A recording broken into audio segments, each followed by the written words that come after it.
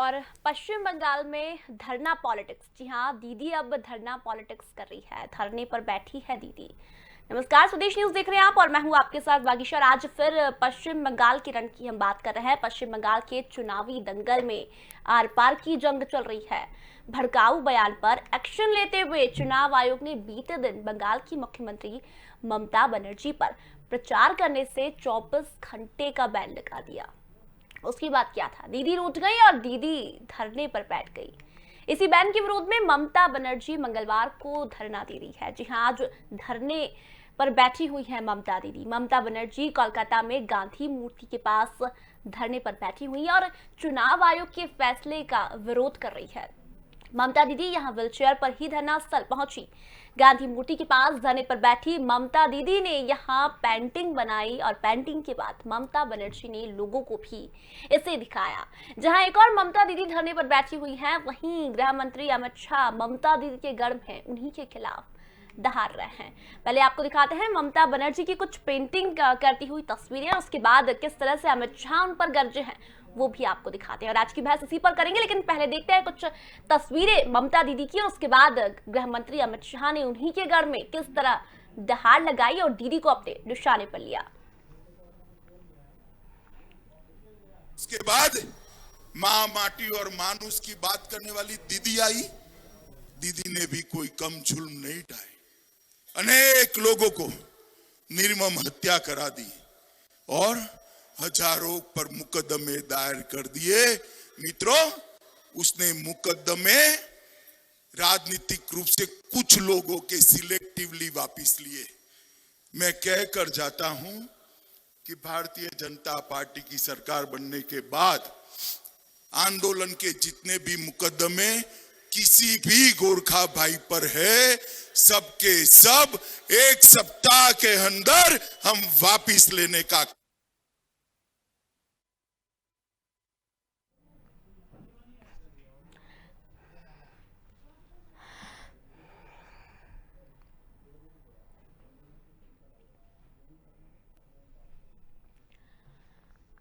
तो पश्चिम बंगाल की रण की हम बात कर रहे हैं। ममता दीदी आज धरना पॉलिटिक्स कर रही है, धरने पर बैठी हुई हैं। कुछ तस्वीरें हम आपको उनकी दिखा रहे हैं जिसमें ममता दीदी व्हीलचेयर पर ही धरने पर पहुंची है, अकेली आज धरने पर बैठी हुई है। उनके साथ सिर्फ उनका सुरक्षा बल मौजूद है, कोई भी कार्यकर्ता मौजूद नहीं है, क्योंकि चुनाव आयोग ने कहा है कि जहां धरने पर दीदी बैठी हुई है वहां किसी नेता और कार्यकर्ता का जाना बिल्कुल मना है। ऐसे में भी चुनाव आयोग ने कहा है कि ममता दीदी ने धरने के लिए भी कोई परमिशन नहीं ली थी। ममता दीदी तस्वीरों में आप देख रहे हैं अकेली धरने पर बैठी हुई नजर आ रही है। और उसके बाद एक बार फिर पश्चिम बंगाल में सियासत गर्मा गई है। गृह मंत्री अमित शाह और राष्ट्रीय अध्यक्ष जेपी नड्डा आज दीदी के गढ़ में दहाड़ रहे हैं और दीदी को ही निशाने पर ले रहे हैं। लेकिन दीदी दूसरी ओर रूठ गई हैं, धरने स्थल पर बैठ गई हैं दीदी, क्योंकि चुनाव आयोग ने 24 घंटे के लिए ममता दीदी के प्रचार प्रसार पर बैन लगा दिया है। और लगातार सियासत गरमाई हुई है पश्चिम बंगाल की। हम लगातार आपसे पश्चिम बंगाल की बात कर रहे हैं। पश्चिम बंगाल में 4 चरण हो चुके हैं, 5वां चरण पश्चिम बंगाल में होने वाला है। उसके पहले लगातार ये सियासत गरमाई हुई है। पहले नोटिस चुनाव प्रचार को लेकर दिया था, जिस तरह से मुस्लिम वोट बांटने का आरोप ममता दीदी पर लगा हुआ था। 5वें चरण के चुनाव के पहले एक नया घमासान बंगाल में देखने को मिल रहा है। एक तरफ ममता दीदी के प्रचार पर चुनाव आयोग ने रोक लगा दी, तो दूसरी ओर बीजेपी के दिग्गज नेता चुनावी रैलियां कर ममता दीदी को घेरने में लगी हुई। और आज की बहस इसी पर, लेकिन कुछ मेहमान हमारे साथ जुड़े हुए हैं, उनसे एक बार आपका ताल्लुक करवा देते हैं। हमारे साथ टीएमसी नेता फरीद खान जी पश्चिम बंगाल से जुड़ गए हैं। फरीद जी, बहुत बहुत स्वागत है आपका स्वदेश न्यूज में। हम बात आज पश्चिम बंगाल की कर रहे हैं कि लगातार घमासान जारी है, 4 चरण हो चुके हैं। 5वें चरण के पहले आज दीदी धरने पर बैठी हुई हैं। चुनाव प्रचार पर उनके रोक लगा दी है चुनाव आयोग ने।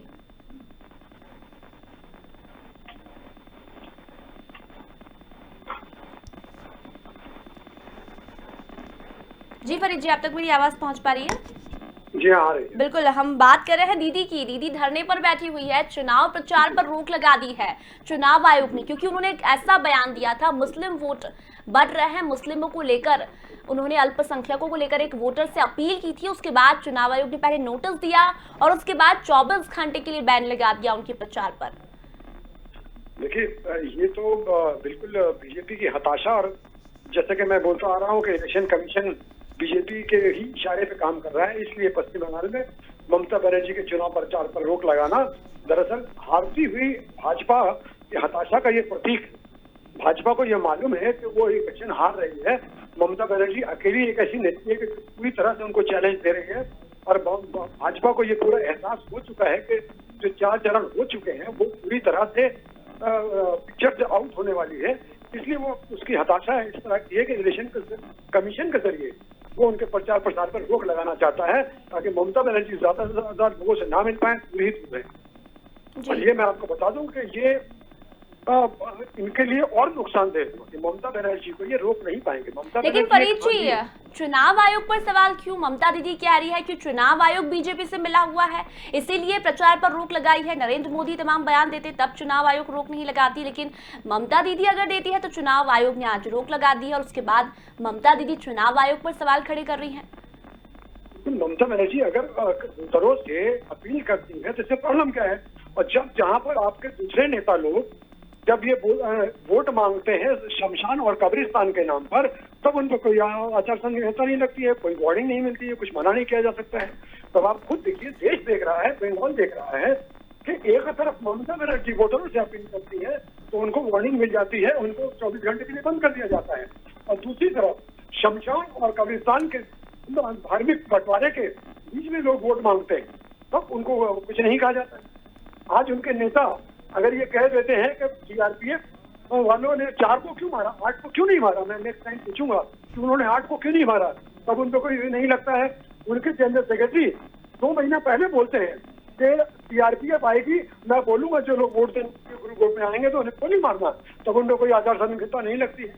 ये पूरा एग्जाम नहीं, मैं तो दावे के साथ कहता हूँ कि इलेक्शन कमीशन भाजपा के साथ मिलकर खुला काम कर रहा है और भाजपा को जिताने की कोशिश कर रहा है। तो क्या लगता है जब वोट डल रहे हैं, चुनाव के रिजल्ट आएंगे, तब भी कोई घोटाला होगा अगर आप तमाम आरोप लगा रहे हैं तो?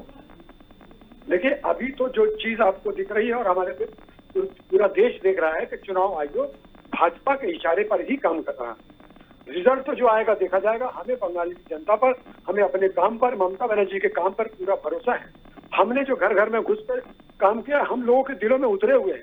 ममता बनर्जी हर इंसान के, बंगाल के हर इंसान के दिल में उतरी हुई है। उन्हें उन पर जितनी भी रोक लगा लो, जितनी भी बंदिश लगा लो, जितनी भी हिटलरशाही कर लो, ममता बनर्जी 2 तारीख को अपनी सरकार बनाएंगी, और हम 200 से ज्यादा, अब तो बता रहा हूँ 200 से ज्यादा सीट लाकर हम लोग बंगाल में मुख्यमंत्री ममता बनर्जी को तीसरी बार फिर से। लेकिन फरीद जी, बीजेपी भी लगातार दावा कर रही है ये कि बीजेपी की सीटें आएंगी। फरीद जी, मैं आपको बीच में रोक रही हूँ, मैं आपके पास आऊंगी, लेकिन हमारे साथ नवीन मिश्रा जी जुड़े हुए हैं बीजेपी से पश्चिम बंगाल से। नवीन जी, बहुत बहुत स्वागत है आपका स्वदेश न्यूज में। जी बागीचा जी, नमस्कार। बिल्कुल, हम पश्चिम बंगाल की बात कर रहे हैं। ममता दीदी पर रोक लगा दी है उनके चुनाव प्रचार पर, उसके बाद ममता दीदी धरने पर बैठ गई है, लेकिन टीएमसी का कहना है कि हार का डर बीजेपी को सता रहा है, इसलिए उन्होंने उनके प्रचार पर रोक लगा दी है। देखिए, मैं आपको बता दूं, ममता बनर्जी हिंदुस्तान के संविधान के लिए नहीं, हिंदुस्तान के लोकतंत्र के लिए खतरा बनती जा रही है। जिस ढंग से उन्होंने हिंदुस्तान के राजनीति को तुष्टीकरण के नाम पे बांटने का काम जो पश्चिम बंगाल से उन्होंने शुरू किया है, ये निश्चित तौर पर हिंदुस्तान की राष्ट्रीय एकता और अखंडता के लिए बहुत बड़ा खतरा है। फरीद खान साहब बोल रहे थे कि घर घर में घुस के, बिल्कुल सही बात है।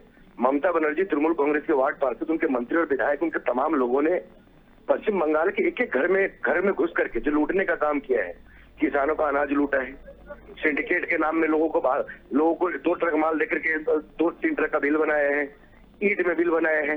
इन लोगों ने पश्चिम बंगाल का एक भी परिवार को नहीं छोड़ा है, हर परिवार को उन्होंने लूटा है। किसी को खेती में जो अनाज उपज रहे हैं वहां उन्होंने लूटा है, किसी को बैल भैंस गांव के अंदर वो इन लोगों ने खोल लिया है। इन लोग की स्थिति इतनी खराब है कि गांव के अंदर इनके नेता नहीं जा रहे हैं, इनके गांव के अंदर कार्यकर्ता भागे हुए हैं, गांव छोड़ के भागे हुए हैं। और अब तो इनसे संजोग देखिए, अब तो ये स्थिति है कि पुलिस भी अपने आप को इन लोगों से अलग करती जा रही है। और रहा चुनाव आयोग का बात, भारतीय लोकतंत्र के को बचाने में चुनाव आयोग की बहुत बड़ी भूमिका होती है, और भारत के लोकतंत्र को मजबूत करने में, संवैधानिक का अधिकार में, चाहे वो टी एन शेषन साहब हो, उनसे पहले हो और आज के समय में हो, चुनाव आयोग निष्पक्ष रूप से काम कर रही है। आपने देखा होगा कि मेरे पार्टी के ही बहुत ही वरिष्ठ नेता हैं, इस वक्त एमएलए के उम्मीदवार भी हैं और प्रदेश के पूर्व अध्यक्ष रहे राहुल सिन्हा जी, पूर्व सेक्रेटरी रहे हैं। राहुल सिन्हा जी को 48 घंटे के लिए चुनाव आयोग ने उनके प्रचार पे रोक लगा दिया है। राहुल सिन्हा जी की कोई स्टेटमेंट आई थी जो चुनाव आयोग ने आपत्तिजनक माना था, उस पर रोक लगाई। लेकिन नवीन जी, फरीद जी का कहना है कि नरेंद्र मोदी तमाम तरह के राष्ट्रवादी हिंदूवादी बयान देते हैं, वो कब्रिस्तान की बात करते, तब तो चुनाव आयोग उन पर रोक नहीं लगाता, और दीदी कुछ बयान दी थी तो चुनाव आयोग। फरीद खान साहब शायद इस स्टेटमेंट को कुछ अलग दृष्टिकोण से ले रहे हैं। ममता बंदोपाध्याय तृणमूल कांग्रेस के एक भी नेता नहीं है इस प्रदेश में जिनके राजनीतिक शब्दों में तुष्टीकरण सांप्रदायिकता की बू नहीं आती हो। बैरागतो शब्द उन्हें क्षेत्रीयवाद की ऐसी राजनीति की है कि आज पश्चिम बंगाल में बांग्ला भाषी और दूसरे भाषियों में आपस में मतभेद उभरते जा रहे हैं। वो तो भारतीय जनता पार्टी के कार्यकर्ताओं को धन्यवाद दीजिए कि हमने ये बैरागतो शब्द को खत्म किया और आपसी हमारी भाईचारा गया है। हम बंगाल में रहने वाले हिंदू हो, मुसलमान हो, बिहार उत्तर प्रदेश के लोग, हम लोग सब लोग एक है। पश्चिम बंगाल में तृणमूल कांग्रेस का काम ही केवल है तुष्टीकरण सांप्रदायिकता को हवा देना। कभी जो है क्षेत्रीयवाद की राजनीति को इन लोगों ने जिस ढंग से मजबूत करने की कोशिश की है और आज वही कारण है कि मजबूत करने के चक्कर में अभी सरकार गंवा बैठे। पूरे पश्चिम बंगाल में एक एक जिला में आप जाकर के सर्वे करा करके देख लें, यहाँ की आम जनता ममता बनर्जी की फोटो नहीं देखना चाह रही है। तृणमूल कांग्रेस के झंडे को देख करके जनता जो है, इनको मैं क्या बताऊं, गलत शब्दों का प्रयोग कर रही है। चलिए नवीन जी, आपने जो एक जवाब दिया है कि टीएमसी के हर एक कार्यकर्ता, एक नेता में से तुष्टीकरण की बू आती है, तो इसका जवाब मैं फरीद जी से लूंगी, लेकिन हमारे साथ राजनीतिक विश्लेषक राघवेंद्र सिंह जी जुड़े हुए हैं। राघवेंद्र जी, बहुत बहुत स्वागत है आपका स्वदेश न्यूज में। जी बहुत धन्यवाद। बिल्कुल, पश्चिम बंगाल की राजनीति आप देख ही रहे होंगे किस तरह से आरोप प्रत्यारोप, तुष्टीकरण की राजनीति, वोट्स को बांटने का लगातार तमाम नेता अपील कर रहे हैं। लेकिन जो ममता दीदी ने बयान दिया मुस्लिम वोटर्स को लेकर, उसके बाद चुनाव आयोग ने उनके प्रचार पर रोक लगा दी है। 24 घंटे के लिए धरने पर वे बैठी हैं। क्या लगता है, जो टीएमसी आरोप लगा रही है कि चुनाव आयोग बीजेपी के साथ मिला हुआ है, इसलिए उनके चुनाव प्रचार पर रोक लगी है? देखिए, चुनाव प्रचार तो चल रहा है ममता जी का, क्योंकि धरने पर बैठना भी प्रचार का एक हिस्सा है, एक बात। दूसरी बात यह कि ये जो चुनाव है अब एक्सट्रीम पर जा रहे हैं अराजकता के मामले में। हम सीआरपीएफ को नहीं मान रहे हैं, उस पर आरोप लग रहा है। हम चुनाव आयोग को नहीं मानते हैं, उस पर आरोप लग रहा है। तो आखिर जो राजनीतिक दल चुनाव में उतरे हैं उनसे पूछ लेना चाहिए कि वो किसको मानेंगे चुनाव में, क्योंकि कोई अमेरिका या यूएनओ तो इलेक्शन कराने हिंदुस्तान आएगा नहीं। आपकी जो संवैधानिक संस्थाएं हैं, आप उन्हीं पर जब संदेह करेंगे, उन्हीं पर क्वेश्चन मार्क करेंगे, उन्हीं पर डाउट करेंगे, तो आखिर इलेक्शन कौन कराएगा?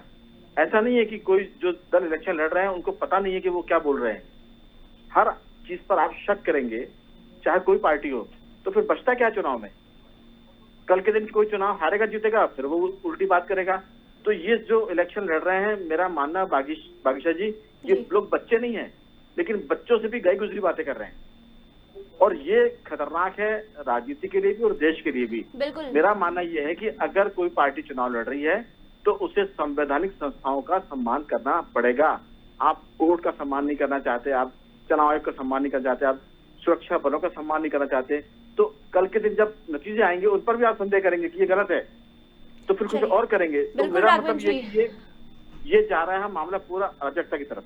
जी फरीद जी, आपके पास आना चाहूंगी। मैंने आपके तमाम सवालों के जवाब नवीन जी से लिए। उनका कहना है कि तुष्टीकरण की बू आती है टीएमसी के हर नेता कार्यकर्ता में। देखिए, नवीन जी के अपनी सोच है, अपने विचार हैं, नवीन जी को ऐसा लगता होगा। और रही बात नवीन जी और आपके भाजपाई नेता जो भी हैं वो टीवी पर ही नजर आते हैं, और ये हमें जो बोल रहे हैं कि हमारे पास लोग नजर नहीं आते हैं, तो इनको जाके जब इलेक्शन होता है तो देखें, इनके पास बूथ में बैठने के लिए लोग नहीं है और ये चुनाव जीतने की बात करते हैं। नवीन जी, दरअसल ये लोग दीदी से इतना घबराए हुए हैं। बागीशा जी, मैं सुन पा रहा हूँ सारे नेताओं को एक महिला के खिलाफ उसको भड़काने के लिए। मुख्यमंत्री को नंदीग्राम में 140 सीट पे जो है बूथ एजेंट नहीं मिला था। इस राज्य के 10 साल की मुख्यमंत्री 25 साल के सांसद को नंदीग्राम में 140 बूथ पे एजेंट का नहीं मिला था। नवीन जी, लेकिन ये फरीद जी और टीएमसी लगातार कह रही है कि चुनाव आयोग बीजेपी का टट्टू है, केंद्रीय सुरक्षा बल की टीम आपके टट्टू है। मतलब जो बीजेपी कहती है वही चुनाव आयोग कहती है। नहीं, अगर ये चुनाव आयोग फरीद खान साहब जो आरोप लगा रहे हैं पश्चिम बंगाल में 4 फेज का इलेक्शन हो चुका है, कांग्रेस भी है, सीपीएम भी है। तृणमूल कांग्रेस के छोड़ के किसी भी पॉलिटिकल पार्टी ने इसलिए आरोप नहीं लगाया है क्योंकि चुनाव आयोग निष्पक्ष ढंग से चुनाव कर रही है और तृणमूल कांग्रेस से अत्याचार से। क्योंकि नवीन जी आप तो ममता बनर्जी के खिलाफ ही लड़ रहे हैं ना, कांग्रेस वामपंथी तो वैसे भी वहाँ कहीं नजर नहीं आ रहे हैं, दीदी के खिलाफ लड़ रहे हैं तो दीदी बोलेगी तो सही।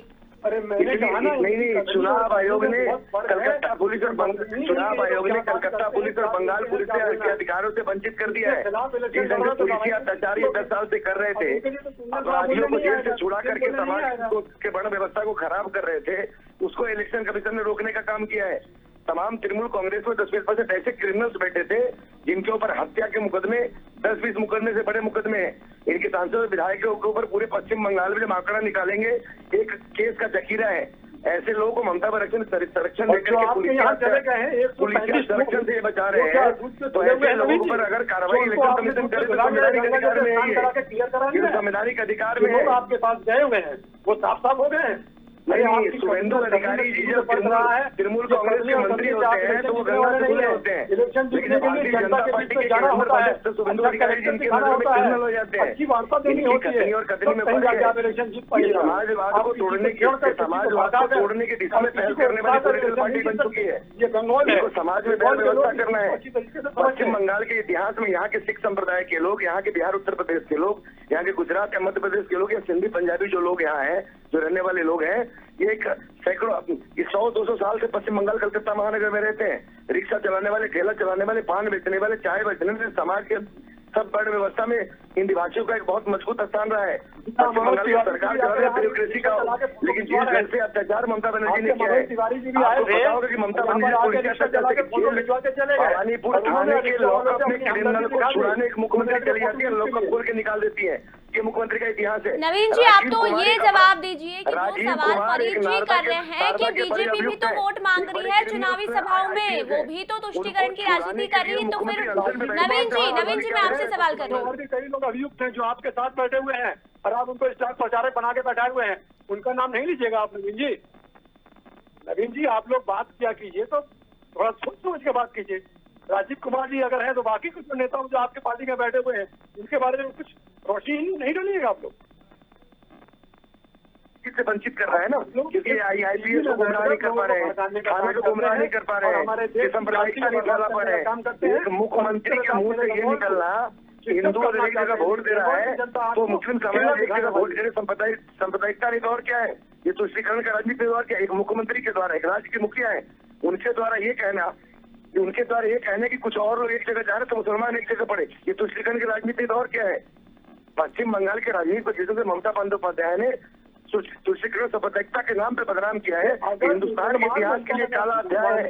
ममता बनर्जी का 10 साल का जो सरकार रहा है वो पश्चिम बंगाल के इतिहास में काला अध्याय के रूप में गिना जाएगा। बोला जाता है कि तुष्टीकरण का पश्चिम बंगाल में 2 तारीख को ममता बनर्जी के मुख्यमंत्री हटने के बाद पश्चिम बंगाल से ममता बनर्जी का इतिहास में जाएगा, तृणमूल कांग्रेस का इतिहास में जाएगा। उनके झंडा नहीं देखेंगे। आप लोग तो 30% तृणमूल कांग्रेस के कार्यकर्ताओं ने पार्टी छोड़ दिया है, तृणमूल कार्यकर्ता अपनी पार्टी ऑफिस को छोड़ दिया है। उनके आते से ज्यादा पश्चिम बंगाल में पार्टी ऑफिस बंद पड़ी हुई है, जो पार्टी खोलने वाले लोग नहीं है। चलिए नवीन जी और फरीद जी आप लोग दोनों ही मुद्दे से भटक रहे हैं। अभी हम बात कर रहे हैं कि चुनाव प्रचार पर जो रोक लगी है।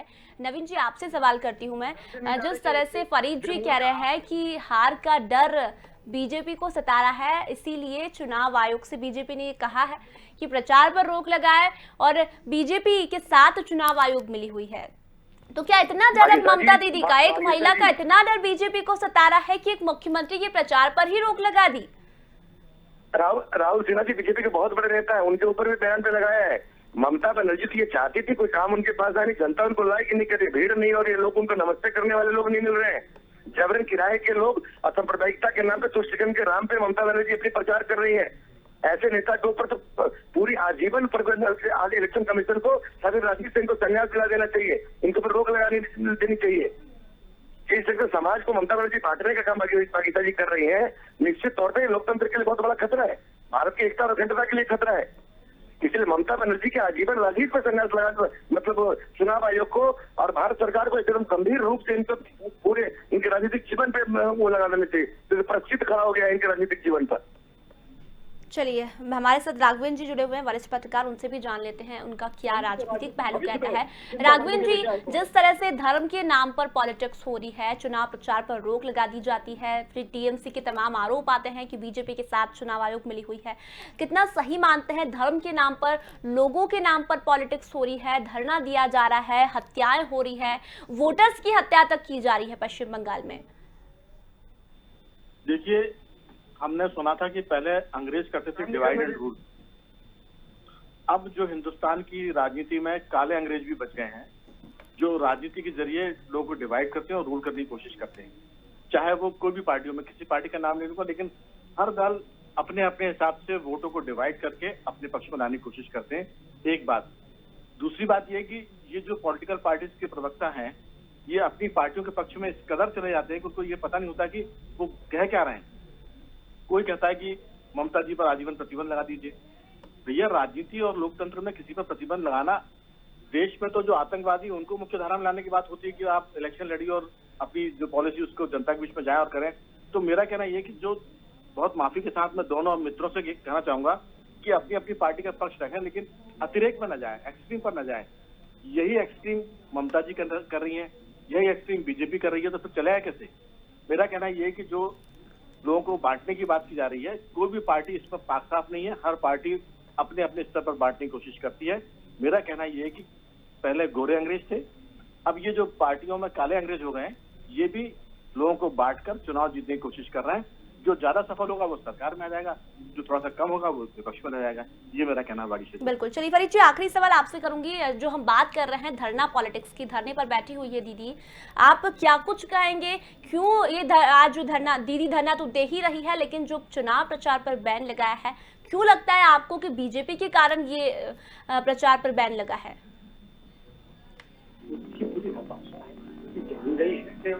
चार चरण का इलेक्शन हो गया और कम से कम 100 सीटें हमने क्रॉस कर ली।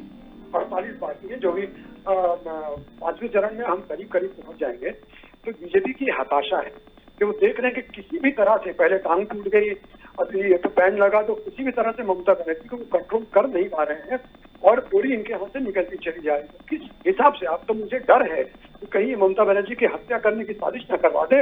हमको बहुत संभल के चलना पड़ेगा, क्योंकि हमको अब न केंद्रीय बाहिनी न किसी पर विश्वास नहीं रहा।